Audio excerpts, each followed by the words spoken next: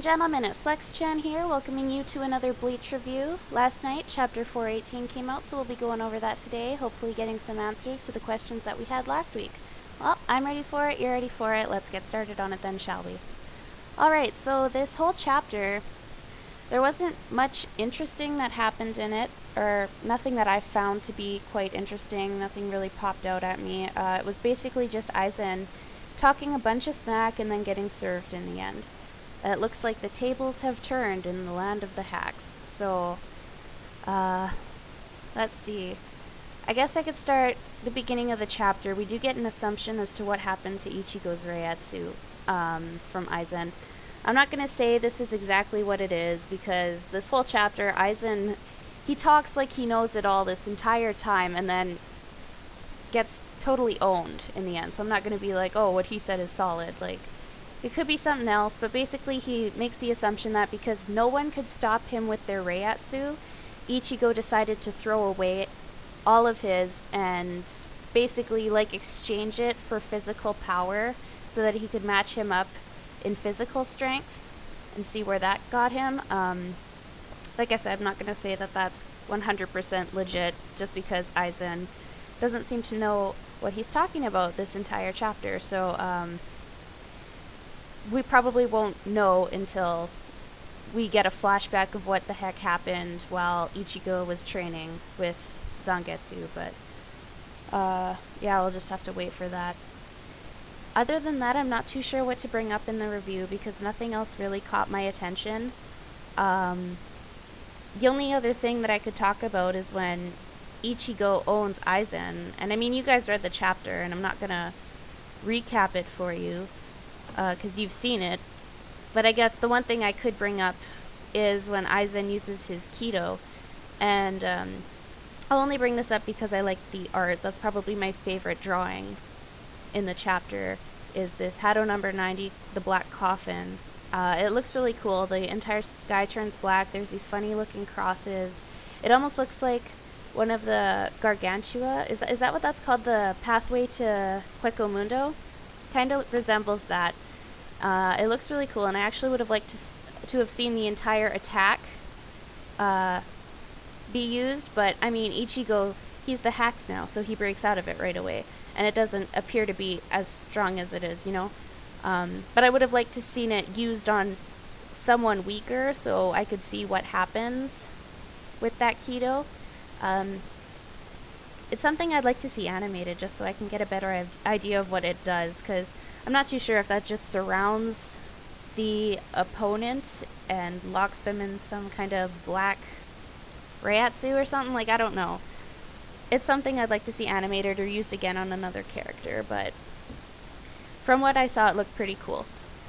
And, yeah, so basically Ichigo breaks out of it, and then he just tells Aizen, yeah, I'm stronger than you, and you didn't realize it. Which, I mean, that right there didn't make sense to me either, because it's like, Aizen's been hacking away at your friends for at least 6 months now. And I'm supposed to believe that Ichigo, the guy Gin was teasing and about to kill for being such a wuss the last time we saw him in a fight, is suddenly A, stronger than Gin, B, stronger than Aizen, and C, so much stronger than Aizen that not even Aizen could tell that he was stronger than him. Like, what? It's not making sense. And I'm having such a hard time accepting it. Probably because all of this stuff is really spur of the moment, really on the spot, spontaneous kind of stuff that Kubo's just mentioning now. And it would make more sense if he had brought it up in past chapters. Like if he had mentioned sometime in the Soul Society arc that, oh yeah, the entrance to Soul Society, that could be used as a hyperbolic time chamber if need be. Like if he had mentioned that, yeah, it would make more sense to me, right? But he didn't. So it's feeling really rushed. It's almost like he's trying to have a time skip without the time skip, you know what I mean? He wants to give his characters all this power, but he's giving them so little time to accumulate it, and it's not making sense for them to gain it. Like, he made them all look so incredibly weak against Aizen. He hacked off nearly all of the Shinigami from Soul Society. And yet, suddenly Ichigo, with a little bit of training in some hyperbolic time chamber from Dragon Ball Z, can take on Aizen and is now more powerful than him. And by the way, he suddenly has this new transformation that we've also never heard of. Like, I think if Kubo had decided to do something regarding the hollow in Ichigo, like, because we knew Aizen had planted something into Ichigo, or he knows about Ichigo's past, there's been something brought up about that, so, I mean, if Kubo had done a little more with that, I think it'd be a lot easier to accept this new strength of Ichigo's, because we knew about that beforehand. Whereas this stuff that we're seeing now, it's an entirely new concept, and it's really hard to accept. Or at least I'm having a harder time accepting it, because I'm one of those people who likes to hear about stuff early on and watch it get a build, and then eventually see the climax of it happen, you know. I don't like on-the-spot power-ups. They don't make any sense to me, especially with this series, because as I said before, Ichigo really didn't have the time to accumulate this new power that he's got. It doesn't click. It doesn't make sense for him to suddenly be stronger than Aizen. I think Kubo's biggest mistake was having Aizen take out the Shinigami as easily as he did, because it made him look like such a strong character that now it's very difficult for us to accept that there could be a character out there who is stronger than him. Because we watched all of the characters who we believe to be very strong get taken out by this guy with the snap of a finger, right? So suddenly having another character come in who has more strength than that guy it's a pretty difficult concept to accept, right? Especially it being Ichigo with all the power now, because he was put up against Aizen and he couldn't do anything. He was knocking his knees together, you know? He was scared. And now, chapters later, we're just supposed to believe that, oh yeah, well he had a power-up and he trained for a bit and now he's got more power than Aizen, who took out nearly all of the captains from Soul Society, took out the commander. I can't accept that. It's, like, unless I get some proof that makes logical sense that, yeah, Ichigo can have this power-up, and this is why it makes sense. Unless Kubo gives me something that shows me, yeah, it makes sense because of this, I'm gonna be very skeptical of this series.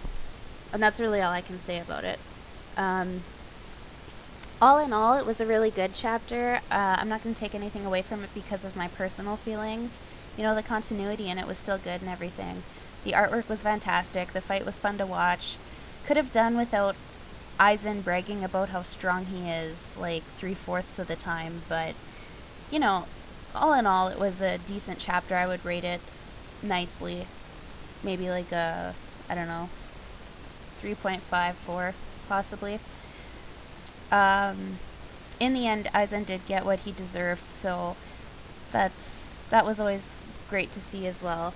I'm sure a lot of you are happy to see Ichigo cut down Aizen. Hopefully that wound will take, and Kubo won't do something ridiculous like have Aizen heal himself and be all fine and be like, oh, that didn't hurt, that was like a paper cut, because I wouldn't put it past him. But I guess we'll have to find out next week. Let me know what you guys thought about the chapter. If you liked it, if you hated it, what you liked about it, what you didn't like about it. If you kind of feel the same way I do about all these power-ups, or if you're enjoying the power-ups, or if you're just reading the series for the fighting, or what. Let me know in the comment section, because I am interested in knowing. I feel like not too many people discuss Bleach, or at least I haven't seen too many discussions about this series around the internet. Definitely not as much as Naruto. So yeah, let me know and stuff, because this is a fun series to discuss. I quite enjoyed speaking my mind about it. So yeah, let me know what you think about it.